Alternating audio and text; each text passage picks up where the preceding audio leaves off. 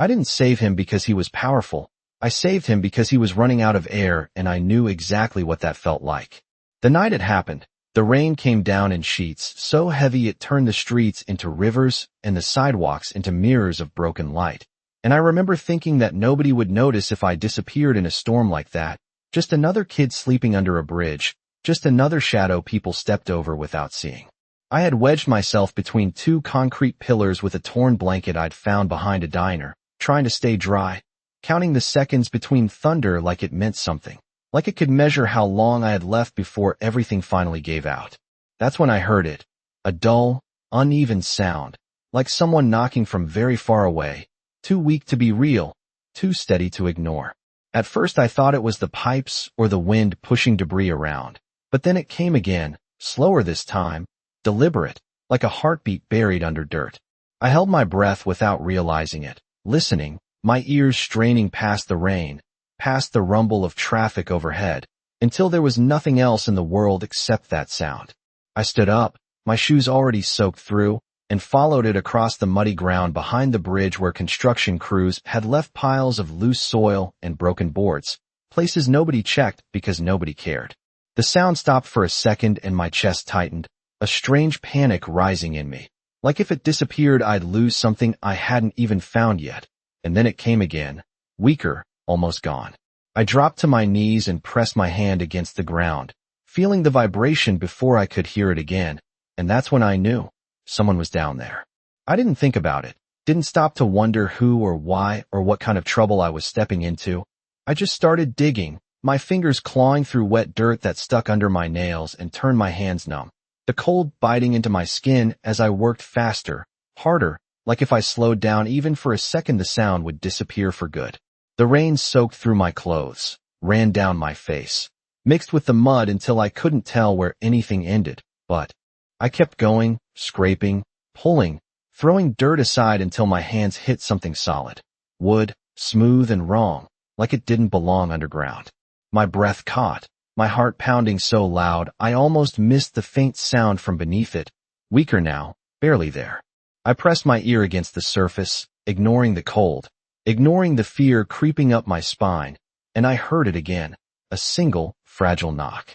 Someone was still alive.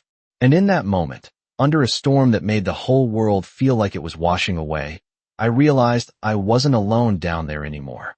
I pushed harder, my fingers slipping against the wet wood as I cleared more dirt away, my breaths coming fast and shallow like I was the one running out of air. And for a second I hesitated because whatever was buried down there was not small, not simple, not something a kid like me was supposed to handle alone. But the sound came again, weaker than before, and that hesitation disappeared like it had never been there.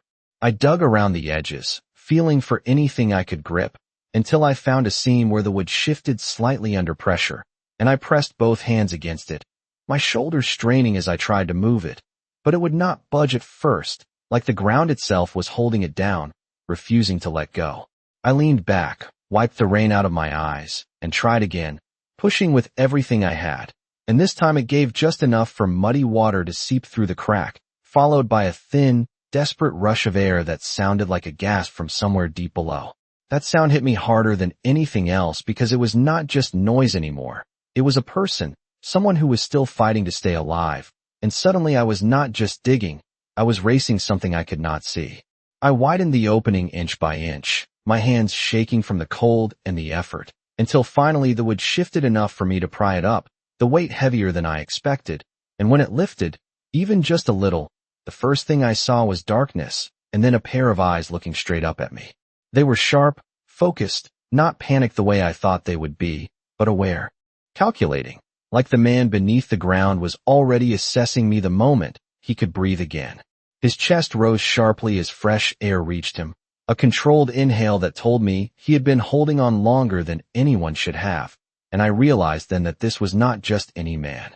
His clothes were soaked and covered in dirt, but I could still see the quality of them, the clean lines of a suit that did not belong under a bridge, the kind of detail you only noticed when you had spent your life watching people who had more than you ever would. For a second we just stared at each other, the rain filling the silence between us, and I forgot everything else, forgot the cold, forgot where I was, forgot that I should probably be scared, because there was something in his gaze that made the world feel smaller, quieter, like everything had narrowed down to this one moment. Then he spoke, his voice low and rough from the lack of air but steady in a way that did not match the situation, and he said, "You took your time." I blinked, caught off guard by the words, and let out a breath I did not realize I had been holding, almost laughing even though nothing about this was funny, and I said, "You are welcome," before I could stop myself. Something shifted in his expression then, not quite a smile, not quite anything I could name, but it was enough to make me keep going, to reach down and pull at the edges of the opening, widening it so he could move, so he could get out, because whatever this was, whoever he was, I knew one thing for sure. I was not going to leave him buried there. I reached down without thinking and grabbed his arm, the fabric of his sleeve slick with rain and dirt, and for a second I thought he would be heavier, harder to move, like the ground would not let him go without a fight. But he shifted with a controlled strength that surprised me, pushing himself upward just enough for me to get a better grip, and together we worked in silence, the only sound the steady rhythm of rain and our uneven breathing. His hand closed around my wrist once, firm but not rough, guiding instead of forcing, like he was used to being in control even when he had just been pulled out of the ground, and something about that made my chest tighten in a way I did not understand.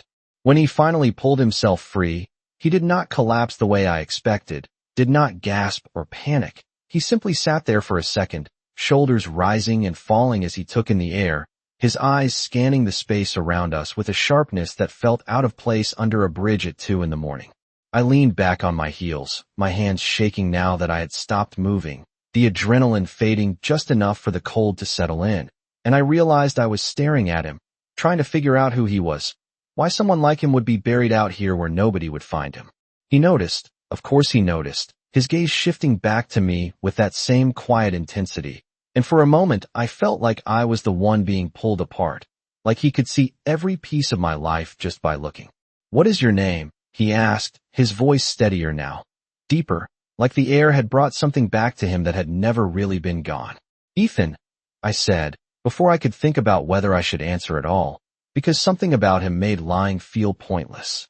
He nodded once, like he was storing that information somewhere important, and then he stood, brushing dirt from his coat with movements that were precise, almost practiced, even though the coat itself was ruined beyond saving. It did not seem to matter to him. Nothing about this seemed to matter to him in the way it should have. I pushed myself up too, my legs stiff, my shoes squelching against the mud, and suddenly I felt small again, just a kid under a bridge with nothing to his name, standing next to someone who clearly belonged to a different world. He looked around once more, slower this time, taking in the surroundings, the piles of dirt, the scattered boards, the emptiness of the place, and then his attention returned to me. "You should not be here," he said, not like a warning, more like a fact, something already decided. I shrugged, pulling my jacket tighter around me, the fabric, thin and useless against the cold. "I do not really have anywhere else," I answered, and I hated how simple that sounded, how it reduced everything into one sentence that did not even begin to explain it.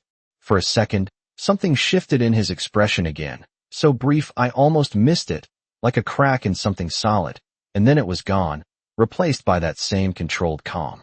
He reached into his pocket, paused, and then stopped, his hand still for a moment as if reconsidering something, and when he pulled it back out empty, he exhaled quietly, almost amused. "Of course," he murmured, more to himself than to me, and then he looked at me again, really looked this time, taking in the soaked clothes, the dirt on my hands, the way I stood like I was ready to run, even when I was not moving. "Ethan," he said again, slower now, like the name carried weight. "Why did you stay?" I frowned, confused by the question, because to me it had never felt like a choice, and I said the only thing that made sense, the only thing that had been true from the moment I heard that sound beneath the ground. Because no one stayed for me. And that was the moment everything changed, even if I did not understand it yet. He did not respond right away, and that silence felt heavier than anything he had said so far, like my answer had landed somewhere deeper than I intended, somewhere that changed the way he was looking at me now, not softer exactly, but different, like he was recalculating something he had already decided. The rain kept falling around us, steady and cold, dripping from the edges of the bridge and tapping against the ground in a rhythm that made everything feel suspended, like time had slowed down just for this moment. He studied me for a few seconds longer, his eyes moving over my face, my hands, the torn sleeves of my jacket, and I had the strange feeling that he was memorizing me, not just seeing me. Then he nodded once, almost to himself, and said, "That will not happen again." I frowned, unsure what he meant, unsure if he was talking about tonight or something bigger, but before I could ask, a distant sound cut through the rain, low at first, then clearer, the hum of engines approaching from the far end of the road above us. He heard it too. Of course he did. His head tilted slightly, his attention shifting away from me for the first time since he had climbed out of the ground. And in that instant, I saw it clearly. This was a man who expected things to arrive, who expected the world to move when he needed it to. The sound grew louder, multiple vehicles now, their headlights beginning to slice through the darkness beyond the bridge, and something in my chest tightened, not fear exactly, but awareness, like I was about to step into something I did not understand. He stepped closer to me then, not threatening, just close enough that I could see the details I had missed before, the faint line of a scar near his collar, the way his expression stayed controlled even as everything around him changed. "Ethan," he said, my name steady on his tongue like it belonged there. "When they arrive, you do not speak unless I tell you to." I blinked, instinctively wanting to argue, because nobody told me what to do, not anymore, not since I had learned that listening to the wrong people only got you hurt, but something in his tone stopped me, not force, not fear, just certainty, like he already knew I would listen. The headlights grew brighter, reflecting off the wet ground, turning the mud into streaks of gold and white, and within seconds, dark vehicles pulled up along the edge of the road, doors opening almost in unison, figures stepping out with a precision that felt rehearsed, like they had done this 100 times before. They moved quickly but not chaotically, scanning the area, their attention locking onto him the moment they saw him standing there, and everything about the scene shifted again, like the world had snapped back into place around him. One of them stepped forward, his posture straight, his voice controlled as he spoke, but I could not hear the words over the rain, could only see the way his shoulders relaxed slightly when he confirmed that the man in front of him was exactly who he had been looking for. I looked back at the man I had pulled out of the ground, trying to reconcile the person who had been buried in silence minutes ago with the one who now stood at the center of all this attention, and he turned his head just enough to meet my eyes again. "Stay," he said quietly, and this time it did sound like a command, but not the kind that pushed you away, the kind that held you in place. And without understanding why, without knowing what would happen next, I stayed.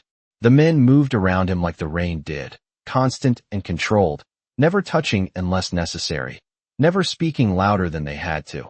And I realized quickly that whatever world he belonged to, it was built on quiet power, the kind that did not need to prove itself because everyone already knew. One of them held out a coat, dark and clean, and he took it without looking, slipping it on with the same calm precision he had shown climbing out of the ground, as if the last 10 minutes had not happened, as if being buried alive was just an inconvenience he had already moved past. Another man spoke to him in a low voice, something urgent in the way his words came out, but he raised a single hand, and the man stopped immediately, mid-sentence, like the gesture alone was enough to silence him. That was when it clicked for me, not all at once, but enough to understand that I had not just helped someone important, I had helped someone who did not get ignored, someone who people listened to without question. My stomach tightened at that thought, not because I was afraid of him, but because I suddenly felt very small standing there in muddy shoes and a jacket that barely kept the cold out, like I had stepped into a story that was not meant for someone like me. He turned slightly, speaking to the men now, his voice low and even, and though I could not catch every word, I heard enough to know they were talking about what had happened, about how he had ended up buried out here, about things that sounded too big, too complicated, like pieces of a world that did not overlap with mine. One of the men glanced at me then, just for a second, his eyes sharp, assessing, and I instinctively shifted my weight, ready to run if I had to, because I had learned a long time ago that being noticed by the wrong people could change everything. But before anything else could happen, he stepped forward again, placing himself just slightly between me and them, not blocking their view completely, just enough to make it clear that I was not part of whatever concern had crossed their minds. It was a small movement, almost nothing, but it changed the way they looked at me instantly, the tension easing just a fraction, like they understood something I did not. He said something else then, quieter this time, and the man who had been speaking earlier nodded, stepping back without another word, the others following his lead with the same silent coordination. I watched all of it, trying to keep up, trying to understand the rules of a situation I had been dropped into without warning. And then he looked at me again, really looked, like everything else had faded away, and it was just the two of us standing under the bridge once more. "You are cold," he said, not as a question, just an observation, and I shrugged again, because being cold was nothing new, because there were worse things than that, because I did not know how to respond to someone who noticed something so obvious like it mattered. He took a step closer, reaching into his coat this time and pulling something out, a small, folded piece of fabric, clean, dry, completely out of place in a night like this, and he held it out to me. I hesitated, staring at it, then at him, unsure if I was supposed to take it, unsure what accepting something like that meant, because nothing in my life had ever come without a cost. "Take it," he said quietly, and there was no pressure in his voice, just certainty, the same certainty that had kept me from walking away earlier. I reached out slowly, my fingers brushing against his for a split second as I took it, and even through the cold I could feel the difference, the steadiness in his grip, the warmth that did not match the rain around us. I wrapped the fabric around my hands, the dryness almost shocking against my skin, and for the first time that night, I felt something other than cold. He watched me for a moment longer, then nodded once, like he had confirmed something only he understood, and said, "You saved my life, Ethan." The words settled between us, heavier than anything else he had said, and I opened my mouth to answer, to brush it off, to say it was nothing, but before I could, he added, "That is not something I forget." And for reasons I could not explain, I believed him. The way he said it stayed with me longer than it should have, longer than anything else that night, like those words had weight that did not fade even as everything around us kept moving, and I found myself holding onto the piece of dry fabric tighter than necessary, like it was proof that something real had just happened. The men around him were already shifting again, their movements efficient, purposeful, one of them opening the door of a black vehicle parked just beyond the edge of the bridge where the rain hit the pavement harder, louder, like the world was reminding us it had not stopped. He glanced toward the car, then back at me, and for a second it felt like he was deciding something that had not been part of whatever plan they had before they arrived. "You will come with us," he said finally, his tone calm, not demanding, but not leaving room for argument either. I blinked, the words not making sense at first, because people like me did not get invited anywhere, especially not by people like him, and my first instinct was to shake my head, to step back, to disappear the way I always had when things started to feel too big, too complicated. "I am fine here," I said, even though the cold was already creeping back into my bones, even though I knew that staying under this bridge meant waking up tomorrow exactly the same as every other day. His gaze did not change, did not soften, did not harden, it just stayed steady on mine, like he was waiting for me to understand something without him having to explain it. "No," he said quietly, and that single word carried more certainty than anything else. Not force, not pressure, just a simple fact, like the decision had already been made. I looked past him at the men, at the car, at the lights cutting through the rain, and for a moment I imagined what it would be like to step into that world, even just for one night, to be somewhere warm, somewhere dry, somewhere I did not have to listen for footsteps in the dark or worry about where my next meal would come from.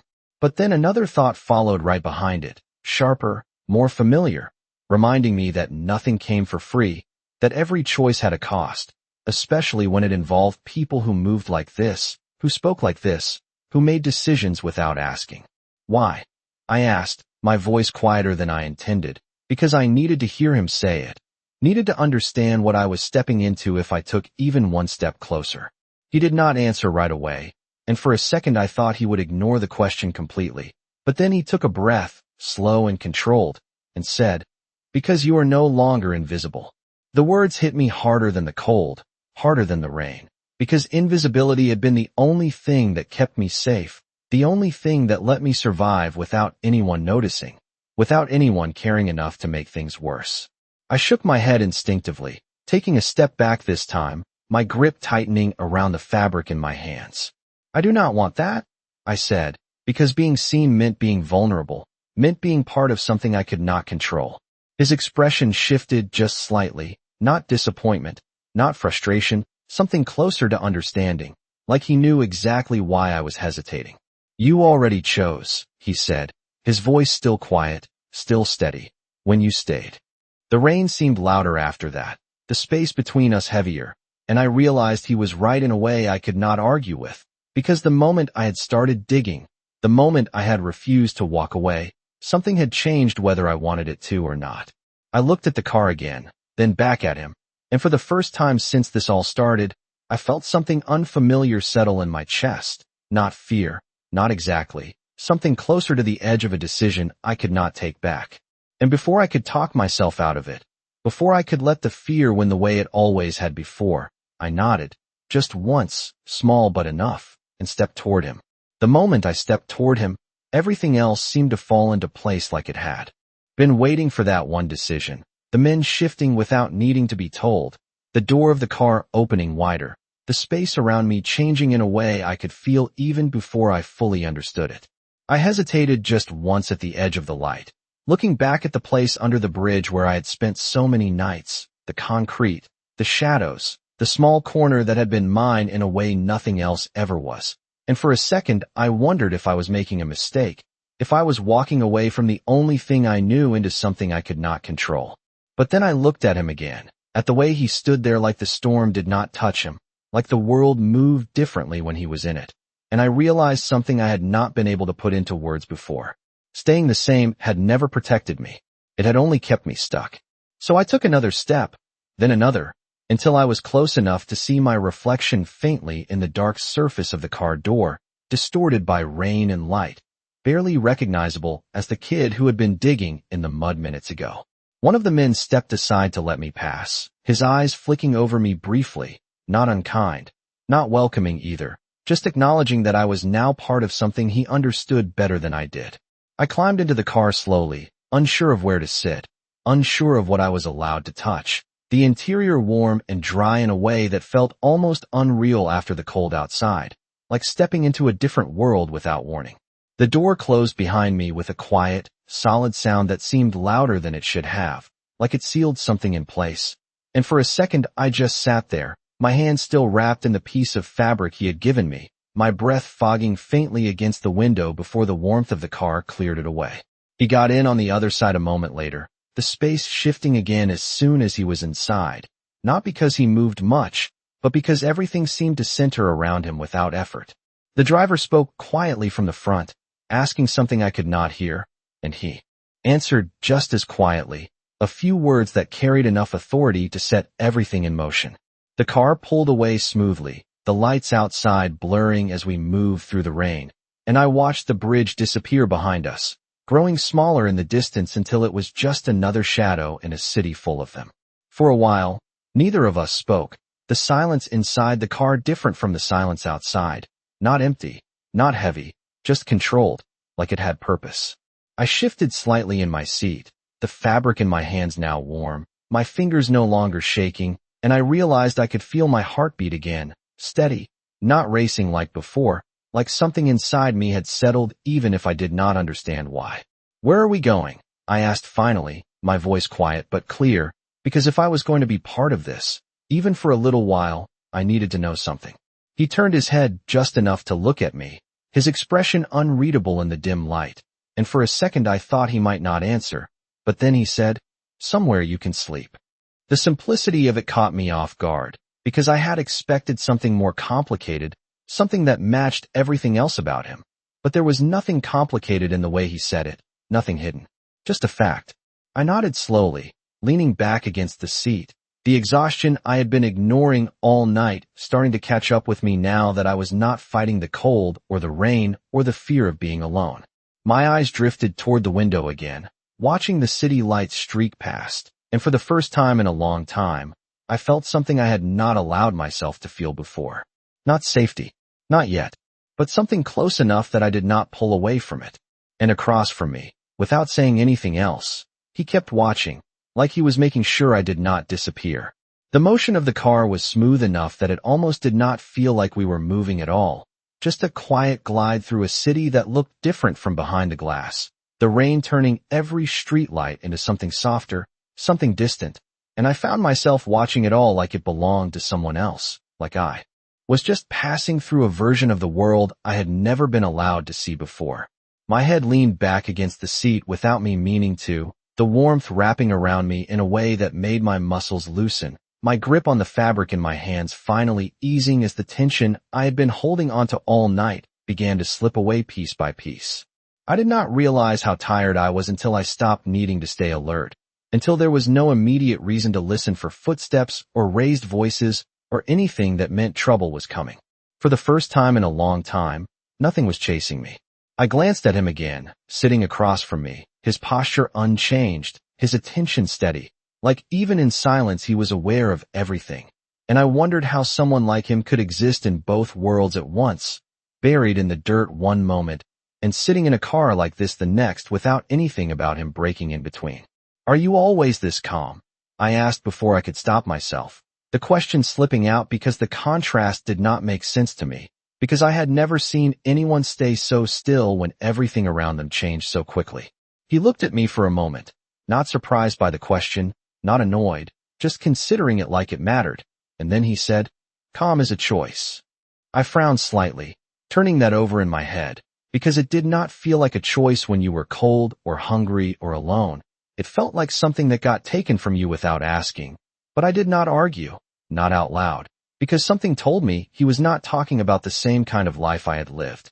The car slowed after a while, the rhythm of the road changing, the lights outside becoming fewer but brighter, more spaced out, and then we turned, the movement gentle but deliberate, like we had reached a place that had been decided long before I ever stepped into this car. When we finally stopped, I sat up a little straighter, my eyes moving toward the window again, and what I saw did not match anything I expected. The building in front of us was tall, but not loud, the kind of place that did not need to show off because it already knew what it was, its windows glowing softly against the night, its entrance framed by clean lines and quiet light that made everything look controlled, intentional. The door opened before I could move, one of the men stepping out first, scanning the surroundings with the same sharp attention as before, and then he stepped aside, waiting.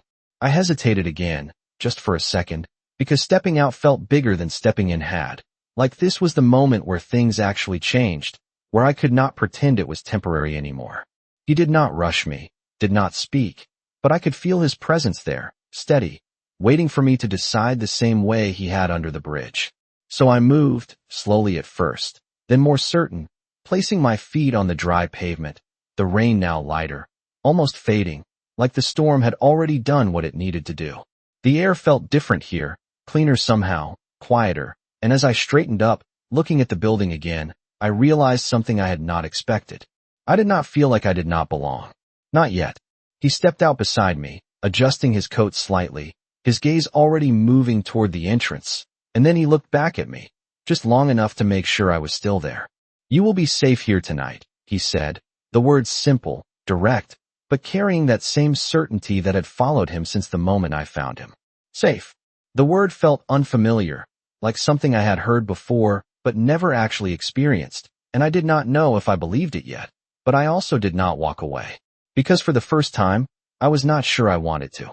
The doors opened without a sound as we stepped inside, and the first thing I noticed was how quiet everything felt, not empty, not cold, just controlled, like every detail had been placed exactly where it belonged, and nothing existed by accident. The floor beneath my shoes was smooth and clean, reflecting the soft overhead lights in a way that made me instinctively slow down, like I was afraid to leave marks behind, like I did not belong in a place that looked this untouched. He walked ahead of me without hesitation, his pace steady, familiar, like he had walked these halls 1,000 times, and the people we passed did not stop him, did not question him, they simply stepped aside, their eyes lowering just slightly in acknowledgement. I noticed that. I noticed everything now. The way they looked at him. The way they did not look at me. It was not rejection. It was something else. Something closer to understanding that if I was with him, I was not to be questioned. That realization settled into me slowly, not all at once, but enough to change the way I held myself as I followed him further inside.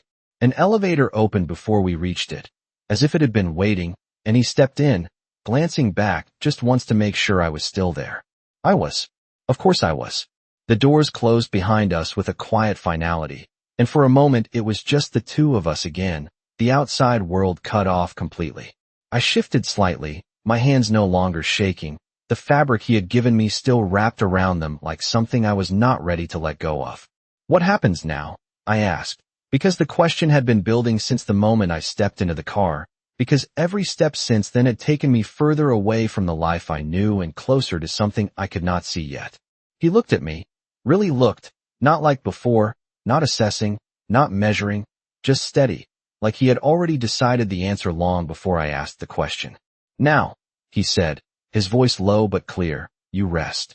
I blinked, caught off guard again by the simplicity, by the way he kept answering things I expected to be complicated with something that was not.